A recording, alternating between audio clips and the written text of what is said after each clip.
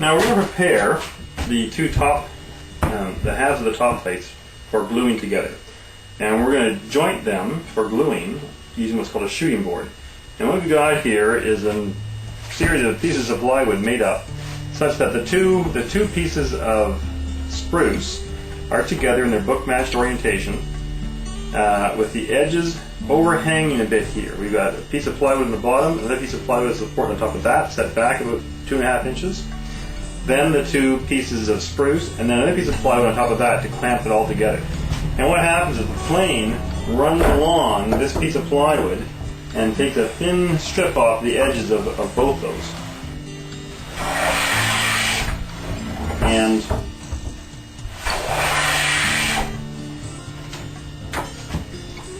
when you're all done and ready, you will take two thin curls off of each piece.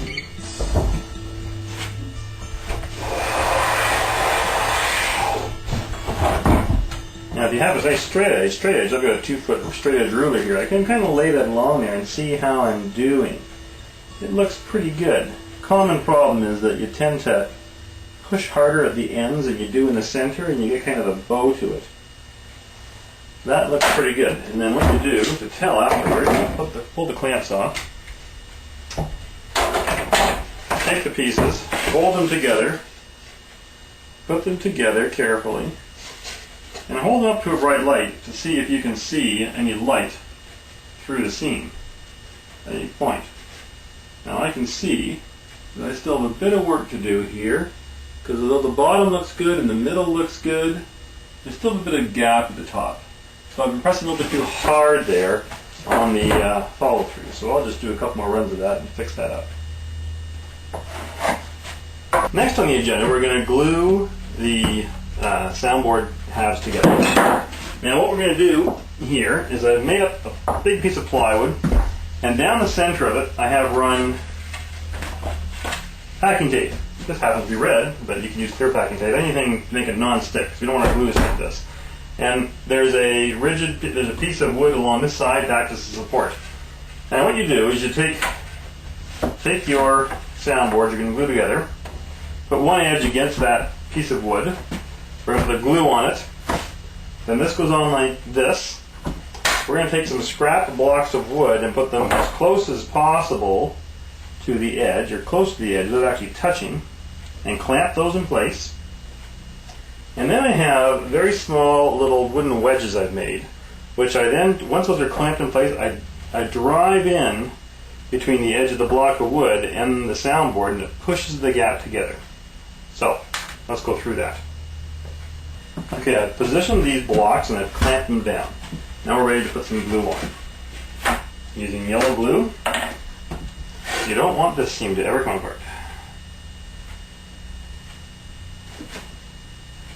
Got a bead down there. Oops. Make a mess. Okay, now you can smooth this out, but whatever you do, try not to get any grit in this seam. This is a very critical seam in the guitar. As you might imagine, there isn't a lot of glue surface to work with there. Okay, so I got that flattened out. Put it in place. Sit it down over top of there. Put the cap back in the glue. We'll take our little wedges here, and I'll start down here, and I'll just drive one in. Make sure that both pieces are pressed down. Like that.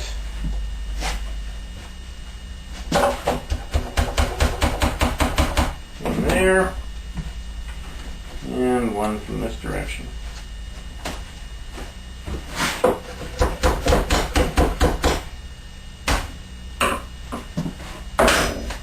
That's all you have to do, except that now to keep this down, I also have tape on the ends of these sticks. I put some pieces across like that, something on top, and then something heavy, like a 1-horse motor. keep everything down and behaving while that dries. And in about 45 minutes, you take that apart. So the glue's dried now on the soundboard, and I've taken the clamps off, and I've taken my scraping blade and I just scraped some of the glue off the seam. One of the things I should have mentioned before gluing this up is it's traditional to make the soundboard stiffer towards the center and looser towards the outside. Now, one way of doing that, typically, if you look at the grain on the edge of the board, it'll be tighter on one edge, which was the outside of the tree.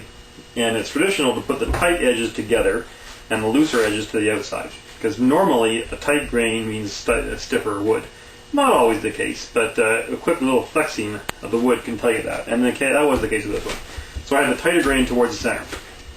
Now, just by looking at this, I have decided that I like the looks of this side much better for my outside of the guitar, just the way it looks. And the next thing we're going to do is take our guitar body template and trace it onto the soundboard where we want it. And you want to look around your soundboard and make sure there aren't defects or anything you want to, get rid of or anything like that.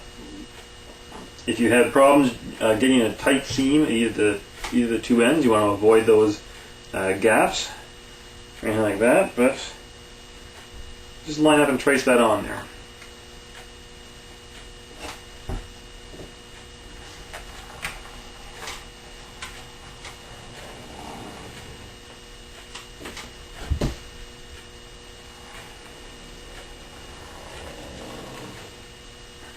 And then flip your template over and trace the other side.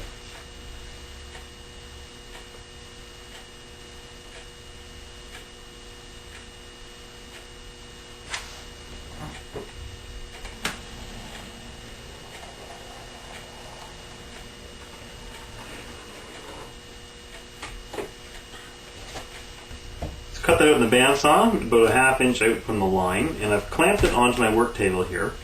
And underneath it I put a rubber non-slip pad to lock it in place. And I put it clamped diagonally across onto the workboard. Now what we're going to start to do is we're going to thin this top down. It's much too thick for the thickness of the guitar. We want to take it down to about 1/8 of an inch. And this one right now is probably more like 1/4 of an inch. Yeah. Close to 1/4, not quite. So a lot of thickness has got to come off here. Now I have a plane here, and what I've done with the blade in this plane, I'll see if I can show this to you, is I have cut little notches out of it to make it a toothed plane blade. And if you run this diagonally across the soundboard, it takes off quite a bit of wood fairly quickly.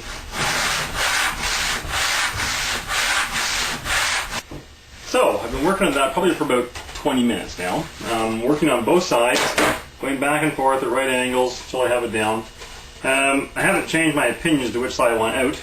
This side is going to be inside. There's a little bit of a discoloration along here. So I'll put that on the inside, and this will be the outside. Now, I have a set of calipers, long calipers here, which I have set to 1/8 of an inch, which is what I want the final fretboard, or soundboard thickness to be. Or around there. And I've been checking this kind of as I've been going, and I'm just about there. There's some places in the edge where this will slide on, other places where it won't.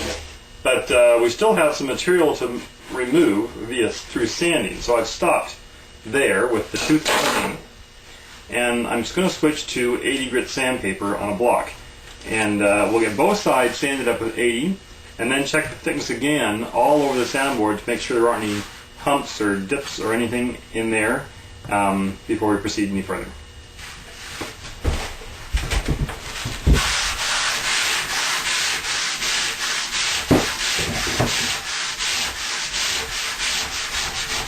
Hey, look, we had snow last night.